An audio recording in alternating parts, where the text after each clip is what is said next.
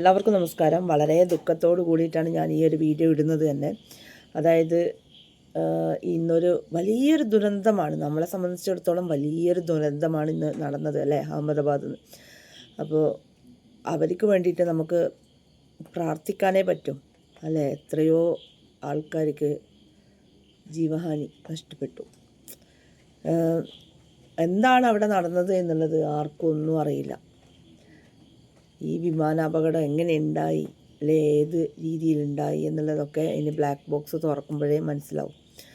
എന്തായാലും ഇന്ന് ഞാൻ അതുകൊണ്ട് വീഡിയോസോ കാര്യങ്ങളോ ഒന്നും തന്നെ ഇടുന്നില്ല. റീൽസ് 1-2 റീൽസ് ഇട്ടിട്ടുണ്ടായിരുന്നു, അത് കുറേ മുന്നേ ഉള്ള റീൽസാണ്. അപ്പോൾ ഇന്നത്തെ ആ ഒരു വിമാന അപകടത്തിൽപ്പെട്ട് മരിച്ച ആൾക്കാർക്ക് ആദരാഞ്ജലികൾ അർപ്പിക്കുന്നതോടൊപ്പം തന്നെ അവരുടെ കുടുംബത്തിലെ ദുഃഖത്തിൽ പങ്കുചേർന്നുകൊണ്ട് നമുക്ക് എല്ലാവർക്കും അവർക്ക് വേണ്ടിയിട്ട് പ്രാർത്ഥിക്കാം അല്ലേ. അത്രേ പറയാൻ പറ്റുമെന്ന്. കാരണം ലോകം കണ്ടതിൽ വെച്ചിട്ട് ഏറ്റവും വലിയൊരു വിമാന ദുരന്തം എന്ന് തന്നെ നമുക്ക് പറയാം.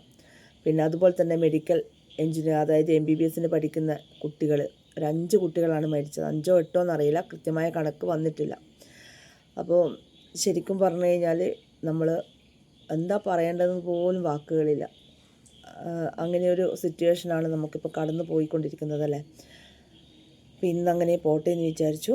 നമുക്ക് ആ കുടുംബങ്ങൾക്ക്, അതായത് എത്രയോ ആൾക്കാർ വിദേശത്തേക്ക് പോവേണ്ടിയിട്ട് യാത്രയേക്കാനും സന്തോഷത്തോടു കൂടി യാത്രയേക്കാനും അതുപോലെ തന്നെ ഇന്ത്യ കണ്ട് അങ്ങോട്ടേക്കും പോകുന്നതും ആയ ആൾക്കാരൊക്കെ എന്ത് സന്തോഷത്തോടു കൂടി പോയതായിരിക്കും അല്ലേ. ഇങ്ങനെയൊരു അപകടത്തിലേക്കാണ് പോകുന്നത് എന്നുള്ളത് എല്ലാവർക്കും സ്വപ്നത്തിൽ പോലും പറ്റുന്നില്ല പറയാൻ. ദൈവം വല്ലാത്ത സമയത്ത് വല്ലാത്തൊരു ക്രൂരനാണ്. അപ്പോൾ ഇന്ന് പറയാൻ വാക്കുകളൊന്നുമില്ല സുഹൃത്തുക്കളെ. ഇത്ര മാത്രം പറഞ്ഞുകൊണ്ട് നിർത്തുന്നു.